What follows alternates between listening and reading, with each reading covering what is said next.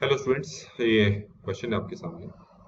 आपको एक सेट दे रखा है बी जिसके पास दो वेक्टर हैं और आपको इसको एक्सटेंड करना है to the basis of R4R, ये जो वेक्टर स्पेस दे रखा है। अब आपको पहले पता होना चाहिए कि ये जो R4R है इसकी जो डायमेंशन होती है वो 4 होती है। डायमेंशन 4 का मतलब है कि इसका जो बेसिस सेट होता है उसमें 4 वेक्टर्स होते हैं और इसका जो स्टैंडर्ड बेसिस होता है वो ये होता है जो मैं यहाँ पर लिख रहा हूँ, 0 0 नहीं 0 1 0 0 0 0 1 0 और 0 0 0 1, ये इसका स्टैंडर्ड बेसिस होता है। पर क्वेश्चन में कहा है कि आपको इसको एक्सटेंड करना है। ठीक है, मतलब इनका यूज करके आपको R4 का एक बेसिस सेट बनाना है। R4 के वैसे कई सारे बेसिस सेट हो सकते हैं पर आपको इन दोनों का यूज करना है। तो मैं क्या करता हूं, ये दोनों और ये चार, इन चारों को लेकर और ये दो को लेकर, मतलब टोटल हो गए 6, इनको लेकर पहले एक मैं सेट बना लेता हूं जिसका नाम मैं डाल देता हूं B1। स्टार्टिंग में इसमें मैं वही दो डाल देता हूं, एक तो है 1 1 1 1, दूसरा है 1 2 1 2। फिर बाकी तो बेसिस सेट से ले रहे थे, एक ये है 0 1 0 0 है, 0 0 1 1 और 0 0 0 1, ये हो गया हमारे पास टोटल 6। अब आपको करना क्या है, आपको करना है इसके साथ, ये तो दो है ना, इसके साथ यहां से दो और छांटने हैं तो टोटल हो जाएंगे 4। और चेक करना है कि वो 4 लीनियरली इंडिपेंडेंट है या नहीं है। अगर वो लीनियरली इंडिपेंडेंट हो गए तो वो बेसिस सेट हो गया, वो बेसिस सेट इन दोनों का एक्सटेंडेड वर्जन है। पर ऐसे टाइम भी लग सकता है, तो हमारे पास एक तरीका और है। वो तरीका ये है कि हमारे पास ये जो आपको पूरा का पूरा 4 वेक्टर्स दिखाई दे रहे हैं, इनको मैट्रिक्स फॉर्म में हम कन्वर्ट कर लेते हैं। 1 1 1, फिर 1 2 1 2, फिर 1 0 0। इससे हमें चेक करने में भी आसानी मिलती है। और 0 0 1 1, 0 0 0 1, ये मैंने ली। ठीक है, तो अब सबसे पहले मैं अप्लाई कर लेता हूँ, ये दो चीजें अप्लाई कर लेता हूँ। एक क्या अप्लाई करता हूँ, R2 को R1 से माइनस कर देता हूँ, और एक अप्लाई करता हूं कि R3 को मैं R1 से माइनस करता हूं। ऐसा करने पर ऊपर वाला तो ऐसे ही रहेगा, इसमें से इसको माइनस करो ये 0 हो जाएगा, ये 1, ये 0, ये 1 हो जाएगा। इसमें से इसको माइनस करो, ये 0 -1 -1 -1 आ गया।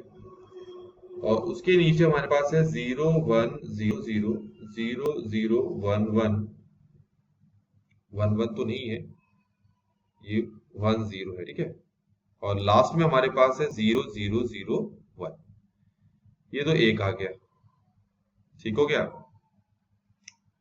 अब हमें क्या अप्लाई करना है, अब हम अप्लाई करते हैं कि R3 जो है, R3 को प्लस करते हैं हम R2 के साथ। ये रहा R3, इसको प्लस करते हैं इसके साथ। ऐसे ही जो R4 है, R4 को माइनस करते हैं R2 के साथ, मतलब इसको इसके साथ करें। अब ऐसा करने पर आपके पास एक नया मैट्रिक्स आएगा। ऊपर तो 1 1 1 है, उसके ये 0 1 0 1 है, इसमें इसको ऐड करेंगे तो 0 रहेगा, ये 0 आ जाएगा, ये -1, ये 0 आ गया। अच्छा, इसमें से इसको माइनस करेंगे तो 0 का 0 रहेगा, ये हो जाएगा 0, ये हो जाएगा 0, ये -1 है। अभी चेक कर लेना, ऐसे ही आ रहा है 0 0 1 0 और लास्ट में है 0 0 0 1। ये समझ में आ गया होगा आपको। ठीक हो गया। अब इसको इसको देखें। अब आपको क्या करना है, 1 2 3 4 5 है ना, R5 को मैं ऐड कर देता हूं R3 के साथ, और R6 को ऐड कर देता हूं मैं R3 के साथ, नहीं R4 के साथ। अब ये अप्लाई करूं, देख लो एक बार, स्टॉप करके देख लो क्या कर रहा हूं। 1 1 1 1, 0 1 0 1, और फिर उसके बाद है 0 0 -1 0, और फिर है 0 0 0 -1। अब मैं इसको क्या कर रहा हूं, इसके साथ ऐड कर रहा हूं तो 0 0 0 0 बन जा रहा है। इसको इसके साथ ऐड कर दे रहा हूं तो ये 0 0 0 0 बन जा रहा है। तो आप देख सकते हैं कि लास्ट के दो रो 0 बन गए हैं।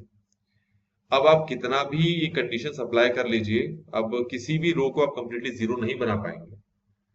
तो फाइनली हमारे पास जो मैट्रिक्स है वो 1 1 1 1 0 1 0 1 0 0 -1 0 और 0 0 0 -1 इस तरीके रो रिड्यूस्ड इशेलॉन मैट्रिक्स की फॉर्म में कन्वर्ट हो चुका है।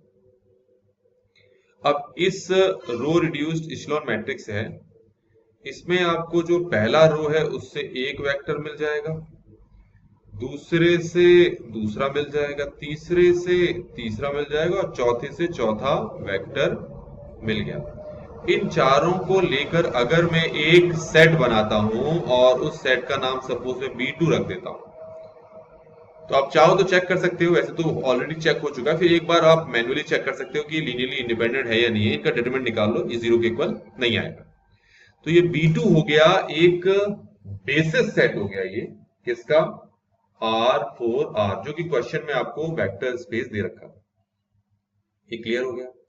अब आपके मन में ये कंफ्यूजन नहीं रहनी चाहिए कि स्टार्टिंग में जो हमें क्वेश्चन दिया था उसमें एक तो ये था जो आ रहा है, पर ये नहीं आ रहा है, पर इसका यूज तो हो गया है ना। क्वेश्चन में सीधे कहा था आप इसका एक्सटेंडेड फॉर्म लिखो। अच्छा, मान लो आपको कंफ्यूजन होती है कि भाई ये क्यों नहीं लिखा हमने, तो हम ऐसा करते हैं, ये भी तरीका है, ऐसा कुछ नहीं है, कोई दिक्कत नहीं है इसकी।